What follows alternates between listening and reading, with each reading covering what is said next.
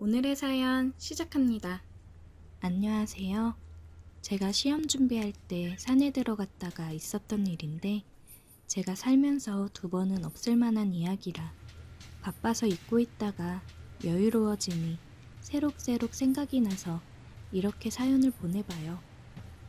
고등학교 내내 놀다가 뒤늦게 발등에 불이 붙어 지금부터 열심히 하면 되겠지라는 안일한 생각으로 공부를 하다가 결국 별 볼 일 없는 대학교에 입학을 했습니다. 역시나 사람은 안 변한다고 대학 가서도 그리 성실하게 대학 생활을 하지는 않았어요. 저처럼 공부 안 하고 그냥 캠퍼스 생활 즐기러 온 듯한 비슷한 친구들을 만나 어울려 다녔고 친구 3놈과 매일 같은 학교 여자들과 놀고 과팅도 나가고 맨날 여자들 만나 술 마시고 놀다 보니 여기저기 소문이 났는지 더 이상 학교 내에서 저희랑 어울리려는 여자들이 다 떨어져 나가서 저희는 하다하다 근처 다른 대학교 여자들을 만나러 다녔고 여자들 만나 노는 거에 한참 푹 빠져 있다 보니 다른 지역으로 점프를 뛰기도 했고 근처 공장에 다니는 여직원들까지 가끔 만나서 노는 범위를 넓혀갔습니다. 그러다 보니 소문이 나서 우리를 싫어하고 피하는 사람들도 있었지만 반대로 어디서 저희 소문을 듣고 먼저 연락을 해오는 사람들도 있더라고요. 아무튼 그때는 여자와 어울리지 않은 나를 꼽는 게 더 쉬울 정도로 매일 술 마시며 여자들과 놀기 바빴습니다. 친구놈들과 의기투합해서 서로 군대까지 연기해가며 그렇게 지내다가 결국 한 놈이 먼저 군대에 가게 되었고 다음으로 다른 친구놈이 국방의 의무를 다하기 위해 저의 곁을 떠났습니다. 혼자 덩그러니 남으니 셋이 있을 때 마냥 시간을 보내도 왠지 흥이 살지도 않았고 점점 지겨워지기 시작하더라고요. 그래서 그동안 손 놓고 있던 학교 생활에나 충실해볼까 싶어 열심히 학교 생활에 집중을 해보고자 했는데 2년을 내리 놀기만 했더니 따라가는 것조차 버겁더라고요. 처음엔 그래서 저도 바로 친구들 따라 군대를 가려고 했는데 막상 생각해보니 이왕 온 대학인데 이 상태로 군대까지 갔다간 정말 머리가 굳어버려서 전역하고 나면 진짜 큰 문제가 되겠다는 생각이 들었어요. 그래서 한 번 더 입영 연기를 하고 공부에 전념을 해보자 했습니다. 그런데 여태까지 놀기만 했더니 그 버릇 어디 안 가더라고요. 친구들이 없어서 여자들과 다 같이 노는 걸 못할 뿐이지 사실 개인적으로 저를 마음에 들어 해서 만나고 싶어 하는 여자들도 여럿 있어서 그녀들의 호출에 저는 항상 5분 대기조였어요. 틈틈이 공부도 열심히 하려고 했는데 결과가 그다지 좋은 편은 아니었습니다. 역시나 그렇게 어영부영 지내다 보니 이력서에는 쓰기 불편한 성적으로 졸업을 하고 결국 미루던 군대를 가게 되었습니다. 군대에 있으니 여자는 찾아볼 수 없잖아요.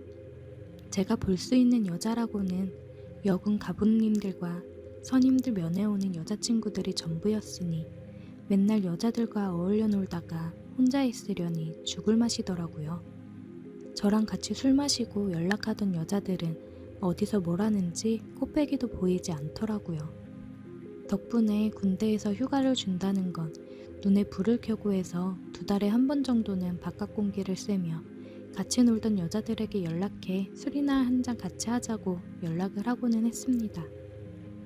그렇게 전역을 하고 오래 기다리던 친구들을 다시 만났는데 이 친구들은 군대에서 철이 들고 왔는지 세상의 번뇌를 버리고 남은 시간 학업에 온 힘을 쏟는 공부벌레가 되어 있었습니다.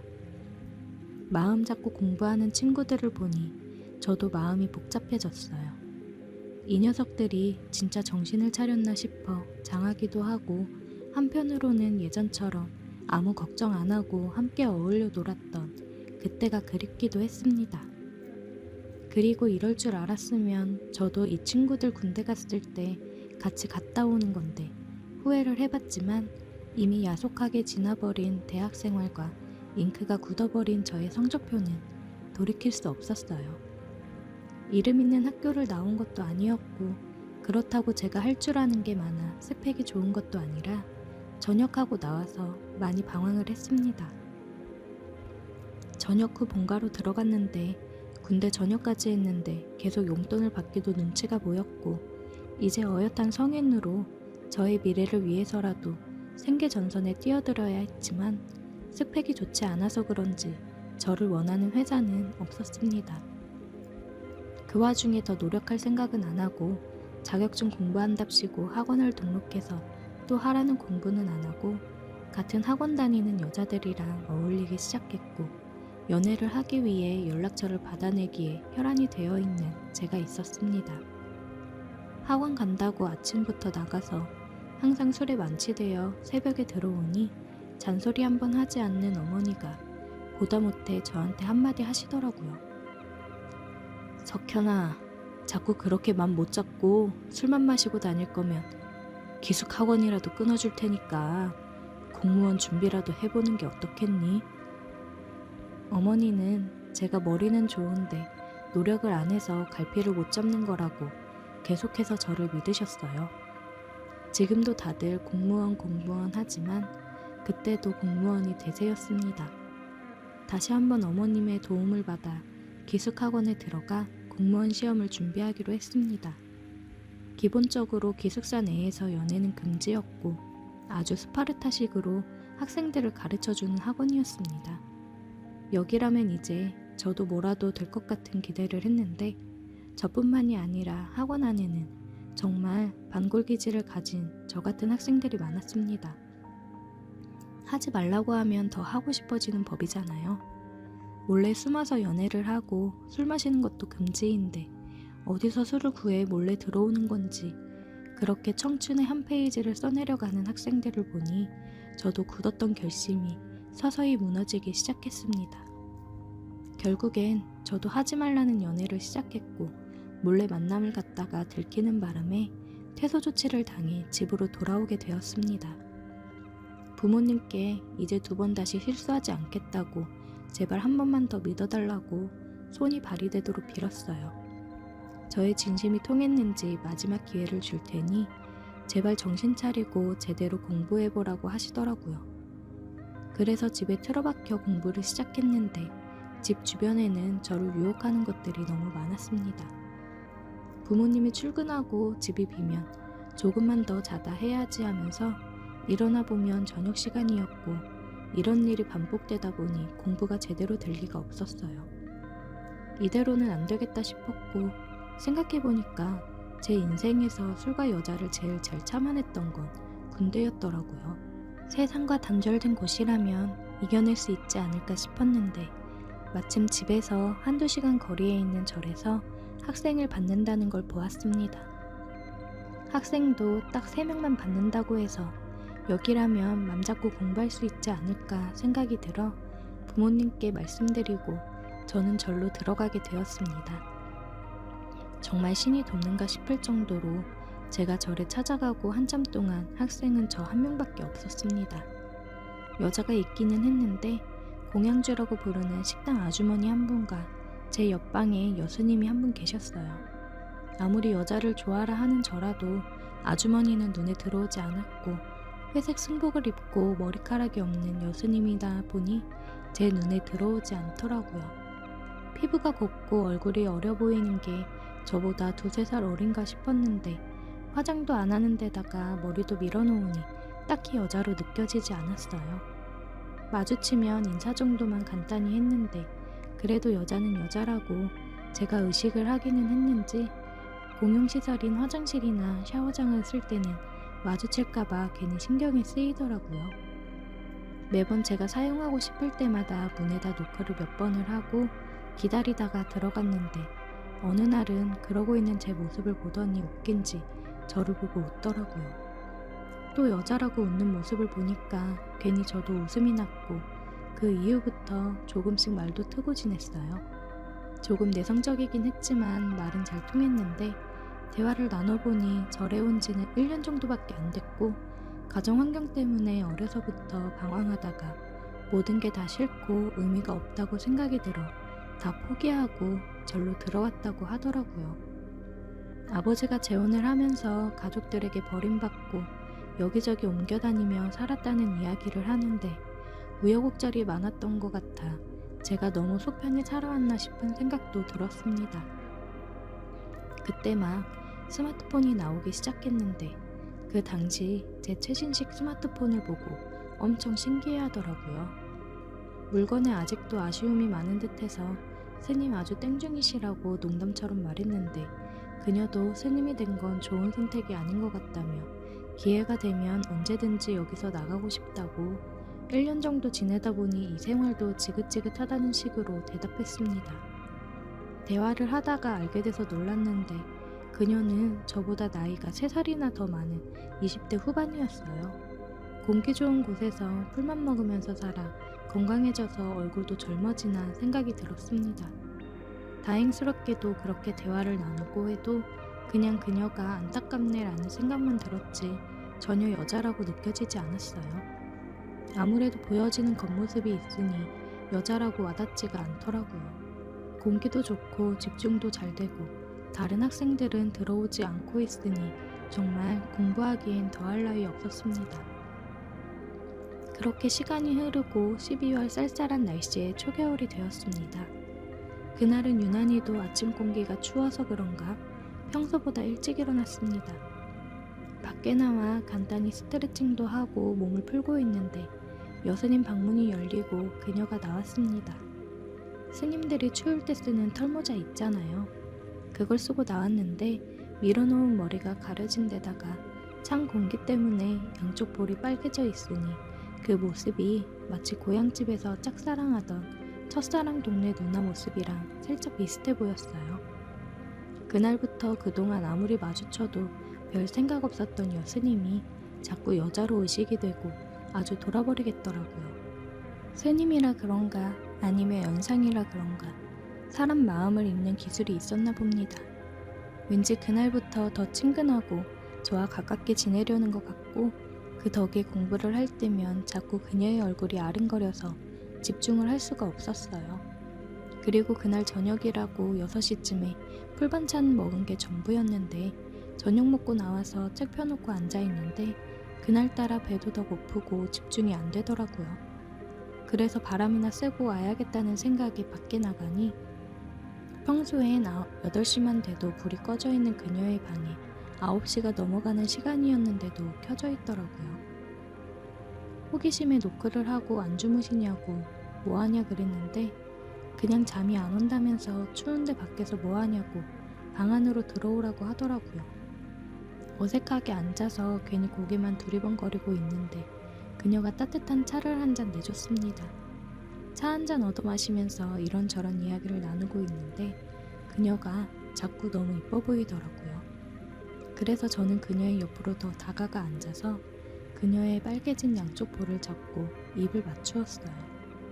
스님은 놀라 저를 쳐다보았고 수줍게 웃었습니다. 그 이후 그녀는 자주 제 방문을 두들기면서 자꾸만 저를 찾아왔습니다.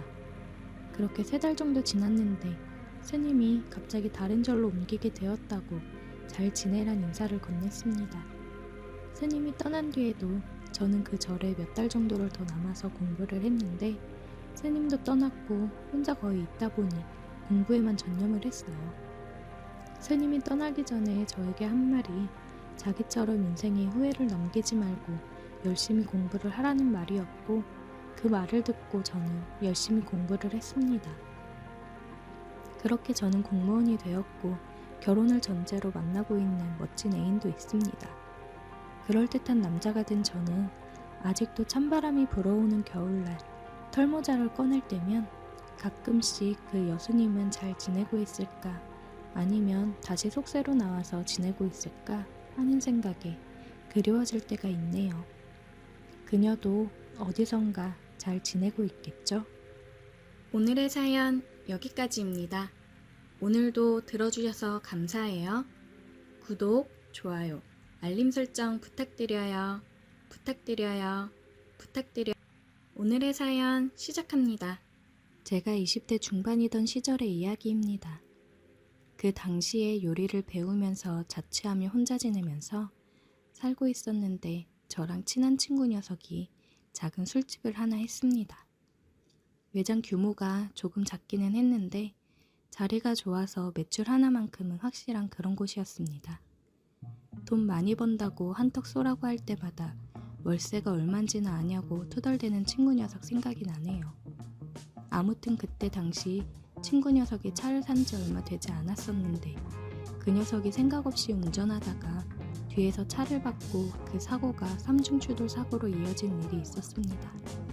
다행히 친구는 많이 다치진 않았는데 목 부분이 뻐근한지 몸을 잘 쓰지 못하더라고요. 혼자서 어떻게 해보려고 했는데 안 되니까 그 당시에 놀고 있던 저에게 일 좀 도와줄 수 있냐고 물어보더라고요. 저도 그 당시에 딱히 하던 일도 없고 그러니까 알겠다고 했습니다. 친구 가게의 위치가 사무실이 많은 쪽이라서 그런가 퇴근 시간이 되면 손님이 한꺼번에 물밀듯이 들어왔다가 썰물 빠지듯이 한꺼번에 손님이 빠지는 그런 스타일의 가게였습니다. 영업은 새벽 3시까지 하기는 했는데 막차가 끊기는 시점부터는 2차, 3차 하는 손님들만 와서 그렇게 바쁘지는 않았어요. 손님이 없으면 친구랑 둘이서 자리 펴놓고 술 마시면서 장사도 하고 다른 친구를 불러서 놀듯이 일했는데 그때 정말 재밌었습니다. 오후 3시에 친구와 같이 출근해서 준비를 해놓고 5시에 오픈을 하는 그런 구조였는데 한참 청소를 하다가 창밖을 봤는데 삐까뻔쩍한 고급 외제차 한 대가 길가에다가 엉성하게 주차를 하고 있더라고요.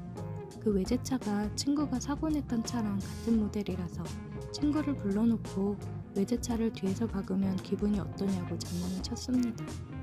친구가 보험료가 올라서 가게까지 내놔야 할 작정이라고 대수롭지 않게 맞받아치는 게 수입을 정확하게 말해주지는 않았지만 저도 일하면서 본 매출이나 그런 걸 보니 이 친구가 당시에 확실히 돈을 잘 벌었다는 생각이 들었어요. 아무튼 친구랑 그렇게 장난을 치고 있는데 차에서 차주가 내리는데 선글라스를 쓰고 화려하게 옷을 입은 게 아주 보통 미인이 아니더라고요. 옷도 아주 과감하게 입은 게 자기가 이쁜 것도 알고 미모에 자신감이 넘치는 그런 사람처럼 보였습니다. 한참을 그녀에게 시선을 빼앗겨서 그쪽을 바라보고 있는데 친구가 마치 잘 아는 사람인 것 마냥 저 누나 새차 뽑았네? 라고 아는 척을 하더라고요. 아는 사람이냐고 저도 관심을 표현했는데 친구가 여기 근처에서 옷 장사하는 누나라고 성질은 더러운데 인터넷 사업도 하고 수완이 좋아 가지고 장사가 엄청 잘 되는지 돈도 엄청 많다고 말하면서 가끔씩 가게에 직원들 데리고 오면은 기분 좋다고 술값에 팁이라고 하면서 돈을 엄청 내고 간다고 하더라고요. 성질이 더럽지만 그런 모습 때문에 친구 녀석한테도 진상 손님이 아니라 꼭 매번 왔으면 하는 좋은 손님처럼 생각하는 듯 보이더라고요. 그녀의 강렬한 첫인상 때문에 그런지 일하는 내내 자꾸 창밖 쪽을 보면서 그 차를 계속 보게 되더라고요. 얼굴이 예쁘면 얼굴값을 한다는데 그녀가 아무렴 성질이 더럽다고 해도 한번 잘 지내봤으면 하는 생각이 들었습니다. 가게에도 가끔 온다니 괜한 관심이 생기고 제가 친구를 도와주는 동안에 한 번은 손님으로 오지 않을까 하며 괜히 속으로 바랬습니다. 오픈 준비를 끝내고 얼마 안 있어 오픈을 하니 평소보다 이른 시간인데도 그날따라 손님이 많이 들어오더라고요. 한참 정신없이 바쁘다 보니 시간이 순식간에 흘러갔습니다. 얼마나 바빴는지 그날은 잠깐도 쉴 틈이 없어서 손님이 빠질 때쯤엔 아주 몸이 녹초가 되어버렸습니다. 그래도 그날은 금요일 저녁이기도 했고 친구 가게가 사무실 주변에 있는 특성상 오히려 주말이 되면 장사가 좀 덜 되기도 했기 때문에 불금을 젊은 혈기의 두 남자가 그냥 보내진 않았죠. 벌써 집에서 놀고 있을 친구들한테 연락 돌리고 친구 술집으로 모여라 하고 연락을 돌리고 있는 상황이었습니다. 그때가 밤 12시가 넘어가는 시점이었는데 보통 그때부터 손님이 안 들어오면 둘이서 술 마시고 있다가 1시쯤엔 그냥 문을 닫아버려 놓고 친구들하고 술파티를 여는 게 일반적이었거든요. 그날도 엄청 바빴지만 약속이라도 한 듯이 순식간에 손님이 빠져서 테이블 뒷정리를 하면서 우리 먹을 안주랑 이런 거 시켜놓고 친구들끼리 술자리를 준비하고 있었습니다. 12시 반쯤 돼서 문 열리는 소리가 들렸는데 저는 당연히 제가 부른 친구들이 온 줄 알고 마중하러 나갔는데 손님이더라고요. 술이 조금 많이 들어간 듯한 젊은 여자 2명하고 조금 호리호리해 보이는 남자하고 오길래 괜히 혼자인 제가 질투심을 느꼈는지 친구한테 그냥 보내도 되지? 하고 허락을 받은 다음에 오늘 메인 재료가 다 떨어져서 이제 문 닫을 거라고 말하고 보내려고 하는데 문 열리는 소리가 들리더니 한 명이 더 들어오더라고요. 제가 너무 간절히 바란 게 이루어진 건가? 아까 낮에 본 외제차에서 내린 그녀였습니다. 그녀도 술이 많이 취했는지 조금 비틀비틀 거리더라고요. 그 호리호리해 보이는 남자가 그녀에게 사장님, 여기 안주가 없대요. 다른 데로 갈까요? 라고 물어보길래 제 목을 제가 차버린 줄 알고 안타까워하고 있는데 그녀가 여기 술도 없어요? 어차피 우리도 2차로 온 거라 술만 마시고 갈 거라서요. 라고 말하더라고요. 속으로 쾌자를 부르면서도 한편으로는 조금 생색내는 표정을 지으면서 술만 마시는 거면 이쪽으로 앉으세요 하고 그 일행에게 테이블을 안내해 줬습니다. 제가 그 사람들을 안내한 자리는 저와 친구들이 술을 마시려고 세팅해 놓은 자리에서 그녀가 제일 잘 보이는 창가 쪽 위치였습니다. 조금 지나니 친구들도 하나둘 술집으로 들어오기 시작했고 그쪽은 그쪽대로의 회식을 우리는 우리대로의 불금을 즐기게 되었습니다. 우리는 이제 막 시작한 거긴 한데 그쪽은 이미 많이 마시고 온 듯 했으니 간단하게 생맥주 시켜서 마른 안주 먹으면서 이야기를 하고 있더라고요. 일부러 그녀가 잘 보이는 쪽으로 앉았으니 저도 술 마시는 척을 하면서 그녀를 흘끔흘끔 쳐다봤습니다. 이 정도 쳐다봤으면 시선을 느껴서 눈이라도 한번 마주칠 법한데 그녀는 직원들하고 시간 보내는데 열중해서 저의 시선은 아랑곳 없이 일행에만 집중해 있더라고요. 술이 조금 들어가니 담배가 피고 싶어져서 밖으로 나왔습니다. 담배에 첫 모금을 훅 빨았는데 갑자기 머리가 띵 하더니 술 기운이 한 번에 확 올라오더라고요. 창문 쪽으로 가게 안을 살펴보는데도 그녀가 보였습니다. 이거 이렇게 티를 내도 눈길 한 번 안 주고 하니 엄청 도도한 여자구나 생각하는 와중에 가게 맞은편에 주차되어 있는 그녀의 외제차가 눈에 보이더라고요. 대충 주차되어 있는 차 가지고 트집이나 잡으려고 그녀의 차 주위를 서성거렸습니다. 얼마나 그 주변을 서성였을까. 그녀가 제가 차 주변에서 얼쩡대고 있는 걸 눈치챘는지 가게 밖으로 나오면서 거기 뭐하냐고 물어보더라고요. 물고 있던 담배를 영화배우가 된 것 마냥 멋들어지게 던지고는 이미 알고 있었지만 이거 누나차냐고 물어봤죠. 그녀는 그건 알 거 없고 누군데 자기 차 앞에서 뭐하는 거냐고 물어보더라고요. 아까 테이블 안내까지 해줬는데 제 얼굴도 기억 못하는 게 술이 많이 들어가서 그런지 아니면 그만큼 콧대가 높은 건지 자존심이 조금 상하기도 했지만 저도 지지 않을세라 저돌적으로 나갔습니다. 주차를 왜 이렇게 삐뚤게 했냐고 차가 아깝다고 하면서 능글맞게 말하면서도 차에 대한 애정이 각별한 것 같아서 차가 멋지다는 말로 그녀를 구워 삶았습니다. 처음엔 조금 경계하면서도 저의 농담에 기분이 녹아내렸는지 저랑 같이 대화를 주고받으면서 결국엔 그녀와 서로 연락처 교환을 하게 되었습니다. 그녀가 너무 오래 나와 있었는지 그녀가 데려온 직원들이 전부 밖으로 나오더라고요. 상황을 보아하니 그쪽도 술을 많이 마셔서 집에 들어가려는 분위기인 것 같았습니다. 여기서 친구랑 같이 가게 하고 있는 거라고 거짓말을 늘어놓고는 나는 매일 여기 있으니까 보고 싶으면 연락 안 해도 되고 가게로 오라고 말했죠. 이런 당돌한 스타일은 처음이었는지 코웃음을 치면서 나중에 보자고 하고 그녀는 떠났습니다. 아무튼 그렇게 해서 며칠 지났는데 가게 밖으로는 그녀 차는 보이지 않고 그녀로부터 연락도 한 통 온 적이 없었습니다. 아쉽긴 했지만 제가 마음에 안 들었나 보다 싶어서 그녀를 반쯤 포기하고 있던 어느 날 한참 바쁜 시간에 정신없이 일하고 있는데 전화가 오더라고요. 그녀였습니다. 다급하게 전화를 받아보니 밖에 좀 보면서 일하지? 라고 말하고 전화를 바로 끊더군요. 고개를 돌려서 창밖을 봤더니 그녀의 차가 또 엉성하게 주차가 되어 있었고 차 앞에 그녀가 서서 저를 향해 이쪽으로 오라는데 손짓을 하고 있었어요. 친구한테 바쁜데 미안하다 말하고 그 길로 가게 밖으로 뛰쳐나갔습니다. 그녀가 저한테 너 술 안 마셨지? 라고 물어보는데 그녀에게서 살짝 술 냄새가 났어요. 대리기사 부르기는 아까운데 제 생각이 나서 부른 거라고 하더라고요. 그렇게 그녀 차의 운전대를 잡고 그녀의 집으로 향했습니다. 술은 그렇게 많이 마신 것처럼 보이진 않았는데 차를 주차시키고 그녀를 집 안에 데려다 준다면서 그녀와 동행을 했어요. 그녀도 딱히 그런 저를 거절하지 않더라고요. 그렇게 그녀의 집에 들어갔는데 세 보이고 강한 여자 같던 그녀의 겉모습과는 다르게 집안은 아기자기하게 꾸며져 있고 정리도 깔끔하게 되어 있더라고요.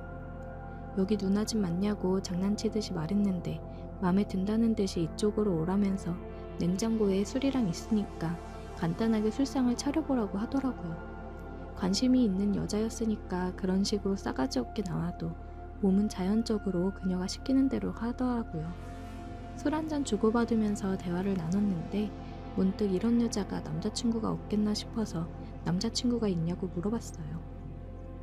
그랬더니 연애는 하고 싶은데 마음에 드는 남자가 없어서 안 하고 있다고 말했어요. 제가 그 틈을 놓치지 않고 누나, 저는 어때요? 라고 물어봤는데 그녀가 너? 하면서 말끝을 흐리면서 말을 아끼더라고요. 안 될 것 같다는 느낌이 들지가 않아서 제가 갑자기 영화에서 봤던 게 생각이 나서 제 잔을 들어서 비워버리고 새 잔을 채워주면서 누나, 이거 마시면 나랑 사귀는 거다 하고 그녀한테 잔을 내밀었습니다. 그녀가 그 모습이 웃겼는지 피식 웃다가 제 눈이랑 술잔을 번갈아 가면서 쳐다보더니 잔을 들어 제 잔을 꿀꺽 넘겨버리더라고요. 그녀가 술을 마시고 나서 우리는 입을 맞추었고 그날부터 그녀와 저는 달콤한 연애를 시작하게 되었습니다. 매번 무슨 술을 그렇게 하는지 가게가 한참 바쁠 때마다 와가지고는 혼자서 술 시켜놓고 손님이 빠질 때까지 저를 기다렸어요. 저도 술을 마시고 싶었는데 너는 운전해야지 하면서 술은 한 모금도 입에 대지 못하게 했습니다. 그렇게 한동안 그녀의 운전기사 노릇을 하면서 그녀와 같이 살다시피 했습니다. 아침에 일어나면 그녀의 시중을 들고 그녀의 차를 끌고 가서 출근을 시켜준 뒤에 저는 다시 그 차를 끌고 집으로 돌아와 제가 출근할 준비를 하고 그런 식이었죠. 조금 성격이 세서 맞춰주기 힘든 부분이 있었는데 외제차 오너가 된 기분도 들고 해서 그런 부분을 다 맞춰주면서 그녀와 잘 만났는데 아무래도 만나는 사람들이랑 금전적인 부분에서 차이가 많이 나다 보니 그녀와의 만남은 오래가지 못하더라고요. 아직까지도 제 인생에서 그녀만큼 멋지고 아름다운 여자를 보지 못했네요. 가끔씩 그녀가 계속해서 생각이 납니다. 저도 이제 어느 정도 자리를 잡은 사업가로 성장을 했는데 그녀에게 다시 한번 연락을 해봐도 되는 걸까요? 오늘의 사연 여기까지입니다. 오늘도 들어주셔서 감사해요. 구독, 좋아요, 알림 설정 부탁드려요. 오늘의 사연 시작합니다. 안녕하세요. 저는 30대 남자입니다. 결혼은 아직이지만 결혼을 생각하고 있는 2살 아래 여자친구가 있습니다. 결혼할 여자친구를 두고 지금 이런 고민을 하고 있는 것부터 참 유감입니다. 저는 IT 계열 개발 직종에 종사하고 있습니다. 코딩 같은 거 하는 직업이에요. 조금 생소한 직업일 수도 있는데 외국에서는 개발자 대우가 좋다고 하는데 한국은 아직까지는 아닙니다. 마감이 다가오는 달에는 집 구조가 어떻게 생겨먹었는지 까먹을 정도로 회사에서 숙식을 하기 일쑤입니다. 이미 회사에도 숙식실이 따로 있고 직원들 편의를 위해서 냉장고며 샤워실까지 각종 편의시설을 갖추고 있습니다. 누가 들으면 참 복지가 좋아 보인다고 느낄 수도 있는데 전혀 그렇지 않습니다. 집에 가지 말고 회사에서 숙식하면서 일을 하라는 뜻으로 생겨난 시설들입니다. 그녀와의 시작은 지지난 프로젝트가 마감을 앞두고 있던 몇 달 전으로 거슬러 올라갑니다. 마감일은 다가오는 게 진행이 거의 안 되어 있다 싶어서 모두가 발등에 불이 떨어진 채 미친 듯이 밤샘하고 야근하면서 난리 중이었습니다. 저도 똑같이 몇 주 전부터 자는 둥 마는 둥 하루에 한두 시간만 겨우겨우 눈을 붙이고 숙직실에서 쪽잠 자고 일어나 일하고를 반복하고 있는 정신없는 와중이었어요. 그날도 여느 때와 다름없이 며칠 밤낮을 회사에서 보내며 마감 기한 맞춰가며 열심히 일에 매달리고 있을 적이었습니다. 밤늦게까지 컴퓨터 앞에 앉아만 있다가 시간을 보니 한참 어두워진 저녁이더군요. 배가 고파 컵라면으로 저녁을 대충 먹었습니다. 일 때문에 잠도 제대로 못 잔 와중에 컵라면 덕분에 뱃속이 뜨뜻해지니 그동안 못 잤던 게 한 번에 몰려와 잠이 쏟아지더라고요. 이대로는 도저히 안 되겠다 싶어서 알람을 2시간 후로 맞춰놓고 숙직실로 향했습니다. 이미 숙직실에서는 눈을 붙이고 있는 사람들이 있었기 때문에 어둠 속에서 겨우겨우 찾아가 숙직실 구석에 자리를 깔고 누웠습니다. 자는 사람들 방해하기도 싫었고 혹시나 제가 불을 켜서 잠이라도 깨우면 모두들 잠을 못 자서 날카로워져 있기 때문에 평소 먹을 욕의 몇 배 정도를 먹거든요. 그리고 그 당시에 제가 거의 팀에서 막내나 다름없었기 때문에 회사에 있는 사람들은 전부 저보다 선배들이었습니다.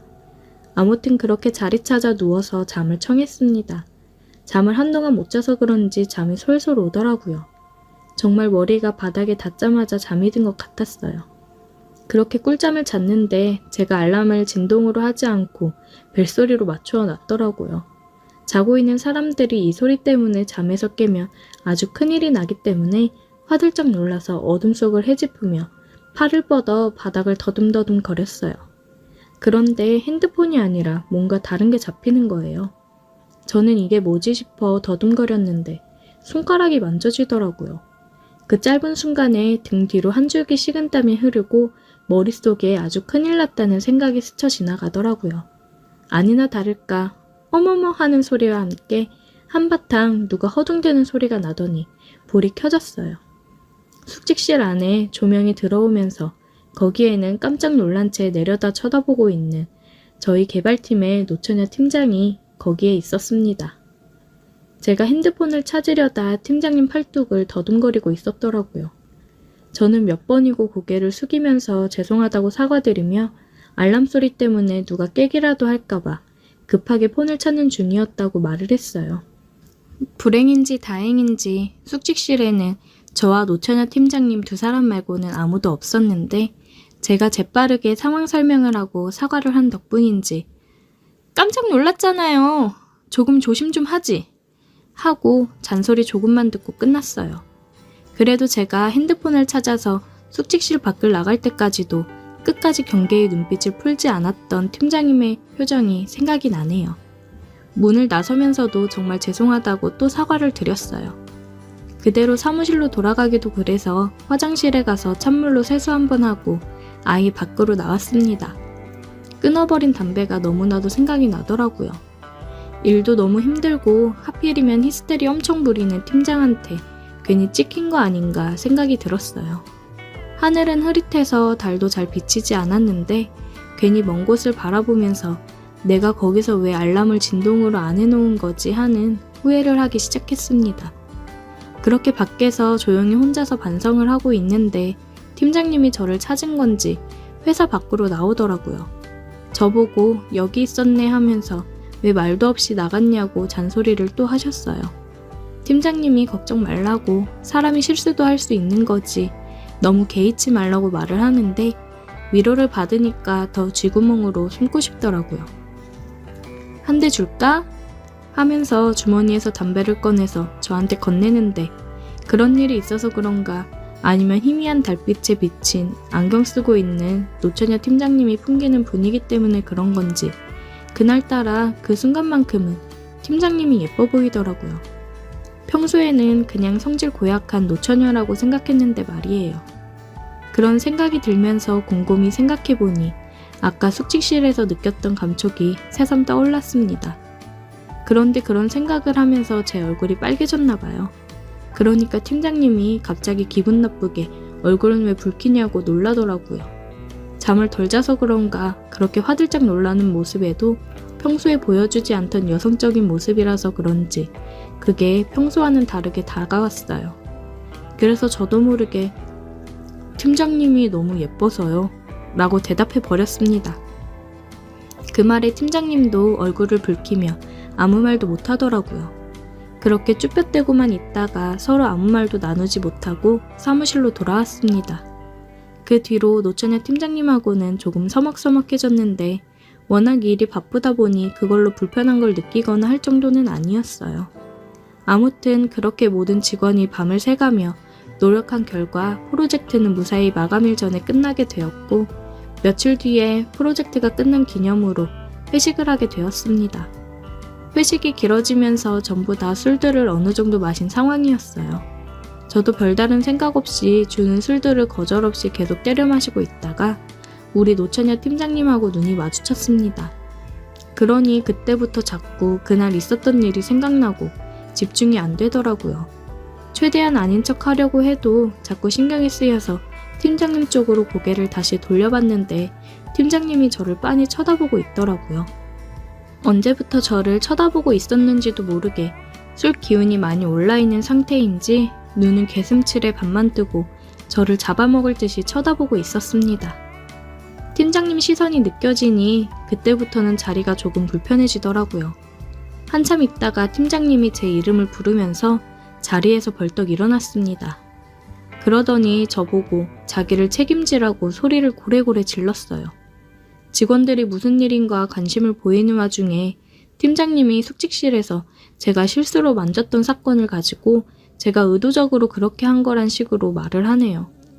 제가 팀장님께 이쁘다고 말한 건 사실인데 그냥 그 분위기가 그랬고 딱히 할 말이 없어서 그런 것도 있었는데 팀장님은 앞뒤 다 잘라먹고 제가 팀장님한테 예쁘다고 했다고 그러고서는 여태까지 아무 말도 없고 여자 마음 가지고 장난치는 거냐고 술줄정을 부리기 시작하더라고요. 실수로 팔뚝 한번 만지게 된 건데 이게 그렇게까지 자기를 책임지라고 할 일인가요? 직원들은 안 그래도 달아오른 회식 분위기에 이게 웬 떡이냐 하고 신이 나서 저에게 달려들더군요. 김대리가 우리 팀장님 책임져야 되는 게 맞다고 하는 둥 결혼식은 언제 할 거냐는 둥 하면서요. 아주 회식 자리가 죽을 맛이었어요. 다른 여직원들은 팀장님한테 장난을 치면서 그래도 팀장님이 한 몸매 하셔서 다행이라고 하면서 깔깔대더군요. 몸매도 안 좋았으면 제가 이쁘단 말도 안 했을 거라고 하면서요. 팀장님은 얼굴이 벌개지면서 아잉 몰라 이러면서 콧소리를 섞어서 애교를 부리는데 술이 얼마나 취했으면 저럴까 하는 생각이 들었습니다. 아예 직원들은 저랑 팀장님을 밀어주는 분위기로 몰고 가더라고요.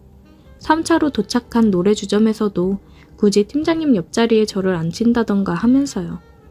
팀장님은 이미 술에 뻗어서 잠들어 있었고 저도 사람들이 저를 가지고 자꾸 놀려먹으니 그 자리에서 같이 즐길 기분이 안 나서 술도 마시지 않고 가만히 시간만 보냈습니다. 회식이 다 끝나고 나서 택시들 타고 하나둘씩 사라져 가는데 팀장님은 보도블럭 위에 앉아서 몸도 제대로 가누지 못하고 있더라고요. 직원들이 전부 사라지고 팀장님하고 저만 남게 되었습니다. 저는 막내라서 다들 집에 가는 모습을 보고 택시를 잡으려고 한 건데 마지막 남은 직원이 저한테 김대리 그렇게 안 봤는데 보기보다 음흉하네 하면서 낄낄대면서 택시를 타고 사라졌습니다. 제가 술 취한 팀장님을 어떻게 하려고 하는 건가 오해를 하는 것 같았는데 해명할 틈도 주지 않았어요. 다가오는 택시를 잡아 저도 집에 가려고 하는데 보도블럭에 앉아서 술도 깨지 않은 팀장님을 두고 갈 수도 없는 노릇이더라고요. 집이 어디냐고 해도 횡설수설하기만 할 뿐이고 저도 여자친구 자고 있는 우리 집에 그녀를 데려갈 수도 없는 노릇이라 하는 수 없이 택시를 타고 회사로 다시 향했습니다. 그리고 팀장님을 숙직실까지 낑낑대며 들쳐업고 와서 자리에 눕혀드렸어요. 그리고 저는 집으로 돌아왔습니다. 다음 날 아주 난리가 났어요. 보안 시스템에 제가 지문 찍고 사무실로 들어간 기록이 남아있고 팀장님은 숙직실에 뻗어 있었으니 말입니다. 이 비싼 보안 직원이 이미 아침부터 동네방대 떠들고 다녀서 회사 내부에는 그게 와전이 돼서 소문이 나고 말았습니다.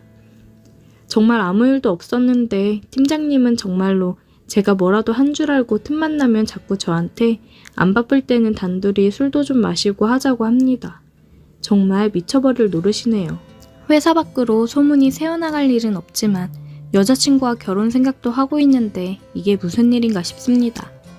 물론 팀장님이 여자로 매력이 전혀 없는 것도 아니고 그날의 일만 기억해봐도 제 여자친구보다 훨씬 훌륭한 건 사실이기는 하지만 그렇다고 여자친구를 배신할 수도 없는 일 아닙니까?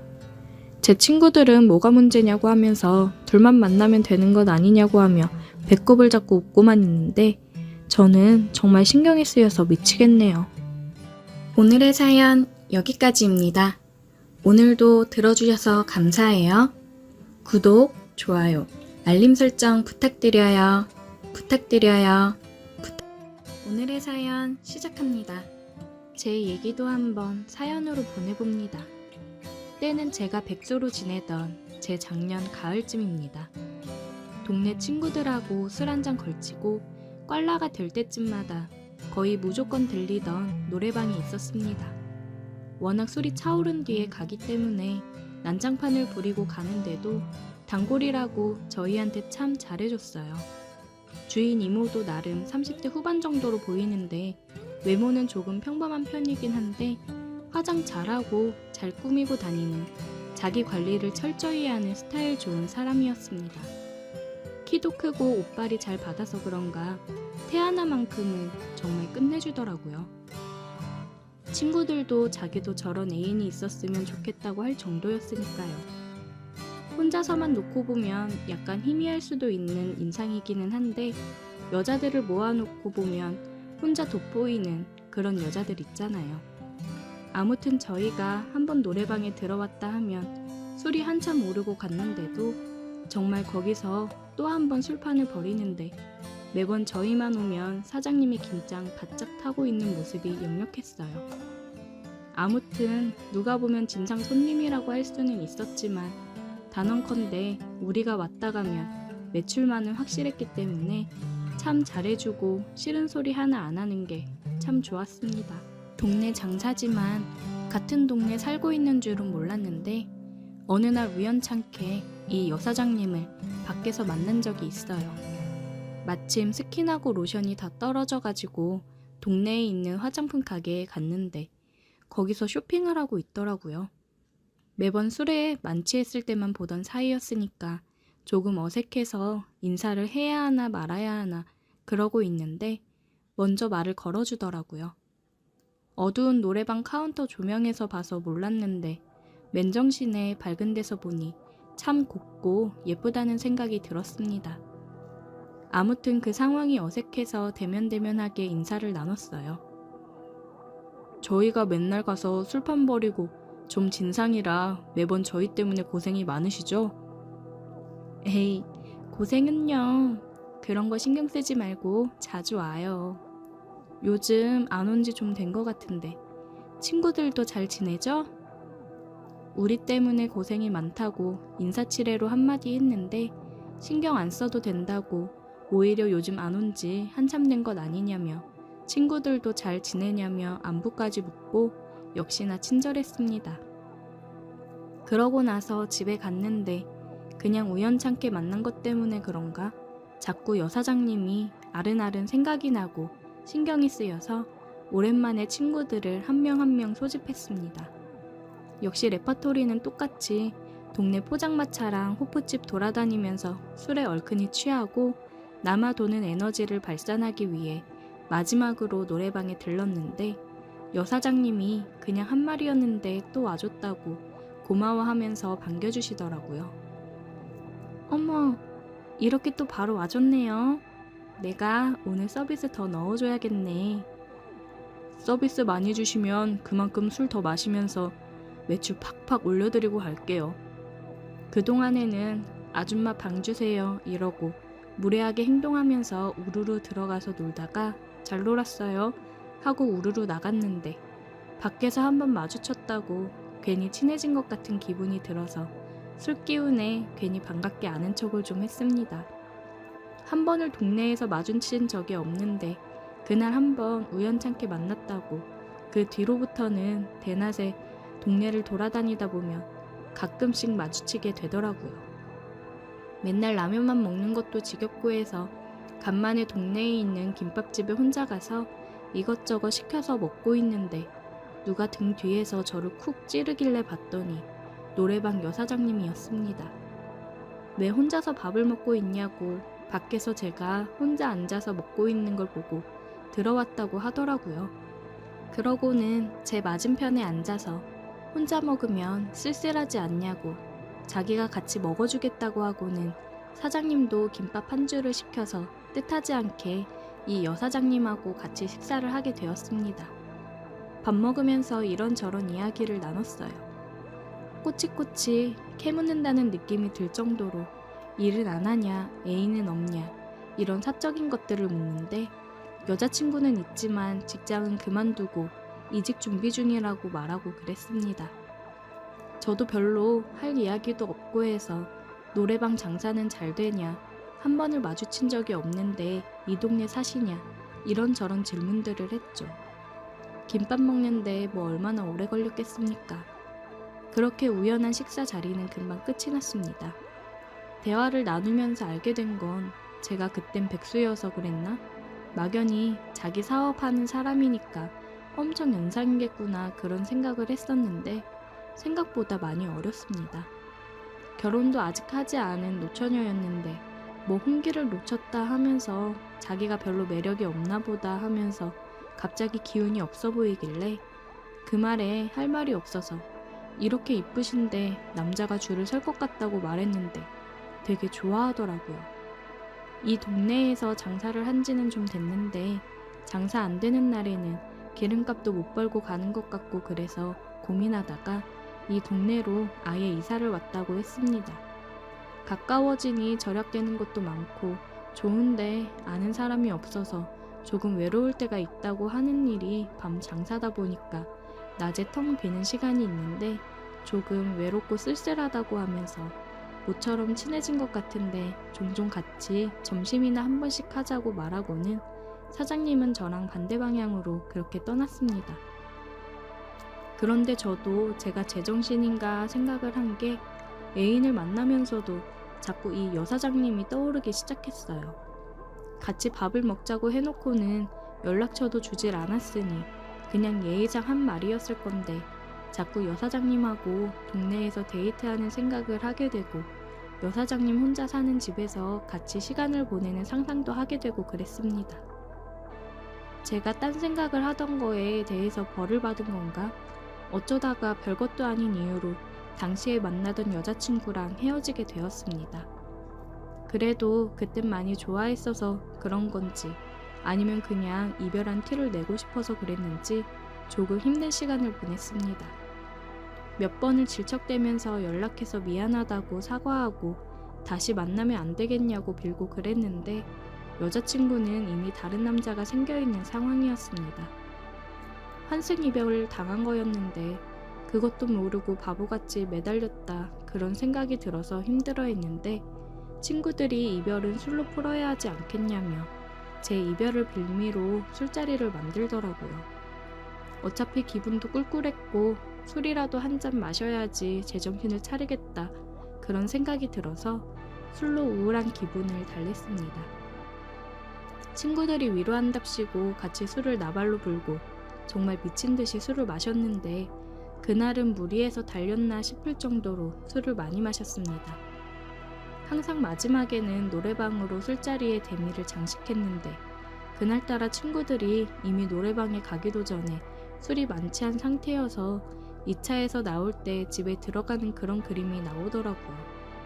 저는 술도 많이 들어갔겠다, 이별도 했겠다, 막 여자 생각이 나고 그러는데 갑자기 여사장님이 떠올랐어요. 더는 못 마신다고 집에 들어간다는 친구들을 붙잡고 노래방으로 직행했습니다. 저도 술기운이 많이 오른 터라 노래방에 들어가자마자 그 여사장님한테 진상을 부리면서 도움이 불러달라고 고래고래 소리를 지르고 그랬습니다. 여사장님은 당황해하면서 여기는 그런 데가 아니라고 막 미안해하는데 친구들이 이 친구가 여자친구랑 헤어져서 그런다고 이해해달라고 그러고 저를 방으로 끌고 들어갔죠. 방에 들어가서 또 술판을 벌이고 있는 와중에 친구들은 하나둘씩 노래방에서 놀다가 술에 뻗어버리더라고요. 결국 어느 순간부터 저 혼자만 남아있게 되었습니다. 친구들도 다 뻗어서 자고 있고 저는 또 혼자 남았고 그러니까 괜히 또 슬퍼져서 혼자서 슬픈 이별 노래 같은 걸 예약해놓고 혼자 부르고 있었습니다. 노래 한 곡이 끝나고 술이나 더 마셔야겠다 싶어서 술병을 짚다가 놓쳐버려서 바닥에 깨트려버리고 말았습니다. 그냥 있어야겠다 싶다가도 친구들이 술에 뻗어있는데 그냥 놔두면 위험할 수도 있을 것 같아서 카운터로 가서 사장님한테 죄송하다고 사과하면서 제가 치우겠다고 빗자루랑 이런 걸 달라고 했는데 여사장님이 자기가 치워주겠다며 방으로 따라 들어왔어요. 발 아래는 제가 쏟아버린 술로 흥건하고 친구들은 소파마다 여기저기 뻗어서 자고 있고 진 풍경에 사장님이 조금 놀라는 눈치였습니다. 술병을 깨면서 같이 술도 깨버렸나 조심조심 하면서 사장님한테 죄송하다고 사과드리고 있었는데 사장님이 웃으면서 괜찮다고 하는데 웃는 얼굴이 엄청 예뻐 보여서 그 순간 마음이 두근하더라고요. 아무튼 바닥에 난리가 난 게 어느 정도 수습이 되고 청소 용구를 가지고 방을 나가는 사장님을 따라가서 죄송하다고 사과드리는데 사장님이 저를 빤히 보더니 마음이 힘들 텐데 도와줄 수 있는 게 없어서 미안하다고 오히려 사과를 했습니다. 속사래를 치면서 아니라고 제가 술에 많이 취해서 진상 부려서 죄송하다고 사과하는데 사장님이 이쪽으로 와보라면서 빈 방으로 저를 데리고 가더라고요. 뭔가 하고 따라갔는데 친구들도 술에 많이 취했고 힘들면 술 한잔 같이 해주면서 얘기도 들어줄 테니 괜찮으면 자기랑 한잔 하자고 하더라고요. 어차피 시간도 많이 늦었는데 손님도 없고 해서 가게 문도 일찍 닫을 생각이었고 심심하던 차였으니 같이 놀자고 하는데 술 기운이 확 달아날 정도로 떨렸습니다. 자기는 지금부터 그냥 술친구로 생각하라면서 제 옆에 바짝 붙어 앉아서 제 빈잔에 술도 채워주고 하는데 거기서 아무런 생각이 안 드는 남자가 어디 있겠습니까? 저도 사장님한테 술 따라주면서 같이 술을 마시고 놀기 시작했습니다. 제가 아직은 마음이 힘들어 이별 노래를 부르니 사장님이 왜 기운 빠지게 이별 노래를 부르냐며 신나는 곡들을 예약을 해서 듀엣으로 노래도 부르고 신나는 노래도 부르고 그랬습니다.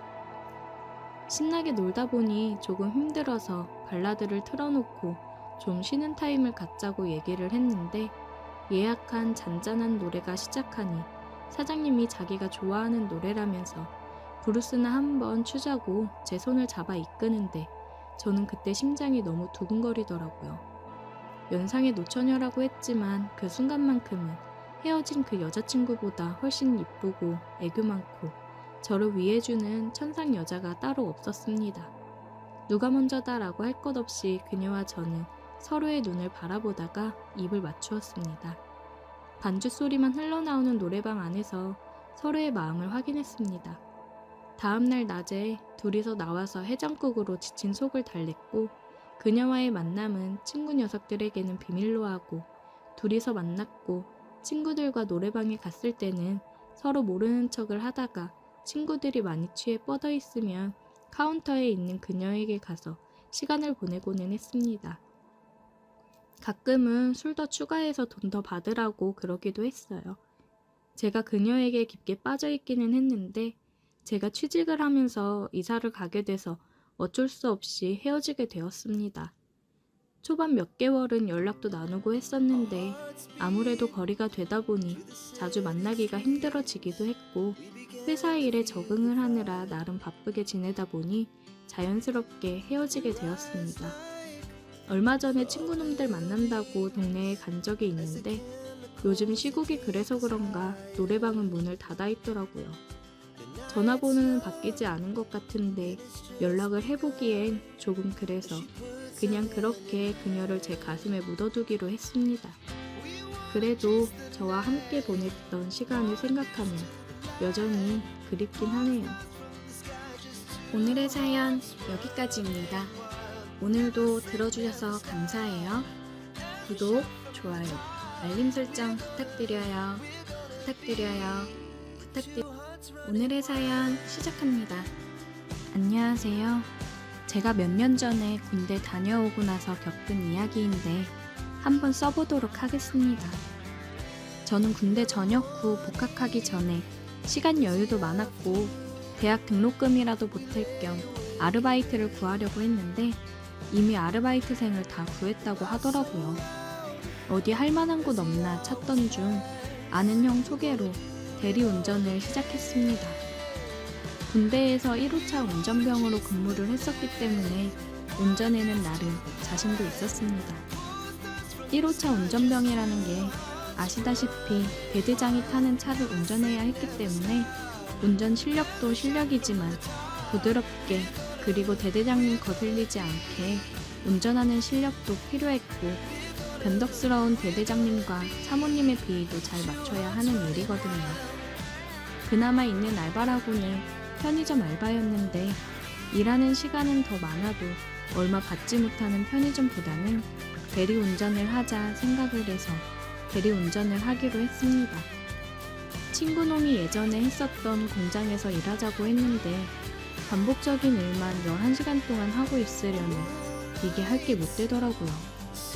그래서 그거는 이제 못하겠다고 거절을 했고 일도 적성에 맞아야 오래 하는 건데 돌아다니고 사람들 만나서 이야기하는 걸 좋아하는 저로서는 공장보다야 돈을 덜 벌더라도 내가 좋아하고 편한 운전을 해서 돈을 벌자는 생각에 대리운전을 시작했습니다.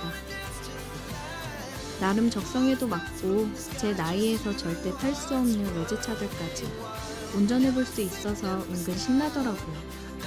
1호차 운전병답게 운전도 스무스하게 잘했고 저보다 나이 많은 어른들에게 비위 맞추는 것도 나름 자신 있었습니다. 그래서 그런지 술 한잔 거하게 한 아저씨들 말하는 것도 좀 들어주고 공감해주면서 대화를 하다 보면 젊은 친구가 말도 잘하고 열심히 사는 것 같아 보기 좋다면서 가끔 팁으로 10,000원짜리 한 장씩 더 챙겨주시곤 했어요. 술 취해서 진상 부리는 취객도 있긴 하지만 매너 좋은 아빠 같은 아저씨들이 많았습니다. 특히 돈 많고 비싼 차를 타는 사람들이 돈이 많아 마음에 여유가 있어서 그런지 매너가 훨씬 좋더라고요. 그래서 대리 나갈 때면 외제차 걸리기를 더 바라고 있었습니다. 그렇게 많이 벌지는 못해도 나름 짭짤한 수익을 올리고 있었어요. 그러던 어느 날 어떤 40대로 보이는 아줌마가 완전 술이 취해서 대리운전을 호출했더라고요. 차도 벤츠였고 아줌마 옷차림이나 가방을 보니까 돈이 좀 있는 사람인 것 같았습니다. 술에 취한 아줌마를 뒷좌석에 앉히고 운전석에 앉아 어디로 가면 되냐고 물어봤는데 얼마나 취했는지 어디냐고 아무리 물어봐도 자기 오늘 집에 안 갈 거라고 집 들어가기 싫다는 말만 계속 하더라고요. 자기랑 잠깐 놀아주면 돈을 더 주겠다길래 속으로 땡 잡았다 싶었습니다. 자세히 보니까 외모도 예쁘장하게 생겼고 피부도 좋고 몸매도 군살 하나 없어서 뒤에서 보면 20대라고 해도 믿을 정도였어요. 게다가 차도 벤츠에 돈도 있어 보이겠다. 잘 보이면 팁을 많이 챙겨주지 않을까 싶었어요. 그래서 이건 기회라는 생각에 집에 들어가기 싫으시면 저랑 드라이브나 하실래요? 밤바다 보러 가실까요? 한번 슬쩍 던져본 말에 좋다고 하더라고요. 초저녁 시간이긴 했지만 동해안까지 가는 건 오바라고 생각해서 가까운 서해바다로 출발을 했습니다. 그냥 아무 생각 없이 무작정 서해안 고속도로를 타고 갔어요. 한참 콜이 많을 시간인데 말하는 거 보니 몇 탕 더 뛰는 거보다 많이 챙겨주겠다 싶어서 그런 건 잊기로 했습니다.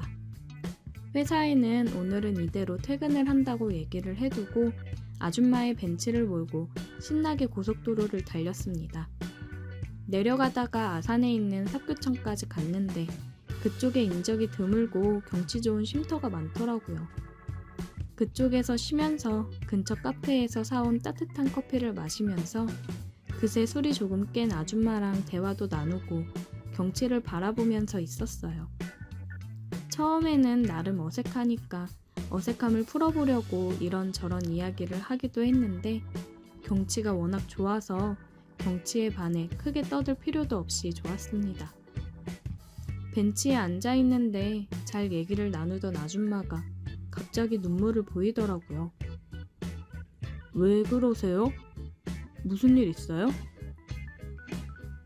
나 어떤 거 같아요?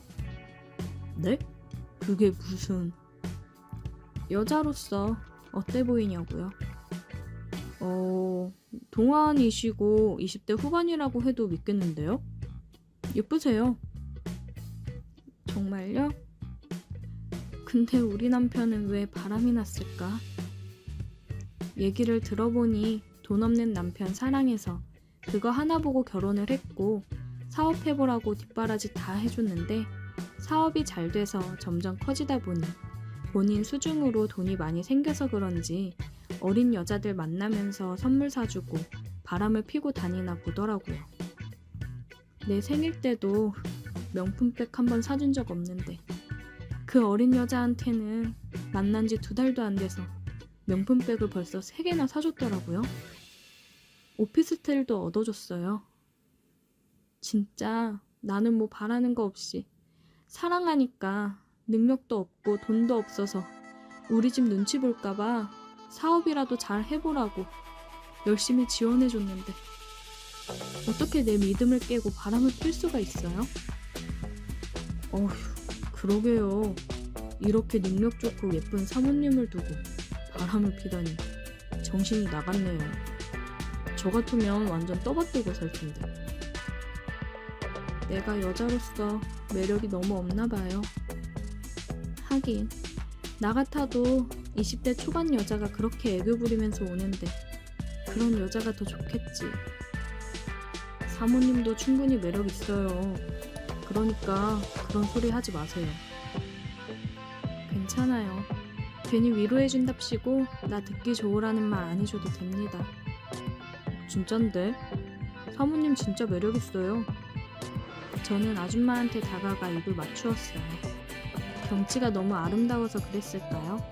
그냥 그 분위기에 취해 예쁘장한 아줌마가 더 아름다워 보였고 남편의 바람으로 눈물을 흘리는 그녀의 모습을 보니 그냥 위로를 해주고 싶었어요. 그리고 차 안으로 들어와서 속상하다고 이렇게 취할 정도로 술을 많이 마시지 말라고 얘기를 했습니다. 그랬더니 알겠다고 하더라고요. 오늘 고마워요. 덕분에 기분 전환이 많이 된 것 같아요. 마음이 힘들 때 언제든지 불러요. 그렇게 다시 집으로 돌아오고 나서 생각보다 길어졌던 대리운전이 끝났고 그녀는 시간을 너무 많이 뺏은 것 같다며 미안하다고 많은 돈을 주려고 했지만 왠지 받고 싶지 않더라고요. 그래서 괜찮다고 다음에 밥이나 사달라고 했습니다. 그 이후로 몇 번 만나서 밥도 먹었고 그녀는 남편의 바람으로 이혼을 결정했다고 하더라고요. 자기가 사랑했던 사람이 아니라 다른 사람이 되어 있다고요. 이렇게 사는 건 의미가 없다고 생각해서 이별을 택했다고 하더라고요. 저는 그녀의 새 출발을 응원한다고 했고 그녀는 고맙다며 웃었습니다. 서로에게 응원을 해주는 사이가 되었는데 우리 사이에도 언제 연애의 감정이 싹 트일지 모르겠네요. 그녀를 알아갈수록 정말 매력이 많은 여자란 걸 새삼 또 실감하는 중입니다. 아직까지도 그녀와 종종 연락을 하고 지냅니다. 이제는 정말 친한 친구 같은 느낌이에요. 서로가 힘들 때 힘이 되어주고 응원해주는 그런 친구 같은 사이입니다. 그 이후로도 대리운전을 더 했었는데 세상에는 굉장히 다양한 사람들이 존재한다는 걸 대리운전을 하면서 알게 되었네요. 그리고 남자 여자 할 것 없이 많은 사람들이 외로움을 많이 타더라고요. 그 공허한 마음을 술로 달래는 사람들이 많은 것 같아 안타깝다는 생각이 들고는 합니다. 그래도 저는 대리운전 하면서 완전 진상들은 안 만난 것 같아서 운이 좋다는 생각이 드네요. 오늘의 사연 여기까지입니다. 오늘도 들어주셔서 감사해요. 구독, 좋아요, 알림 설정 부탁드려요.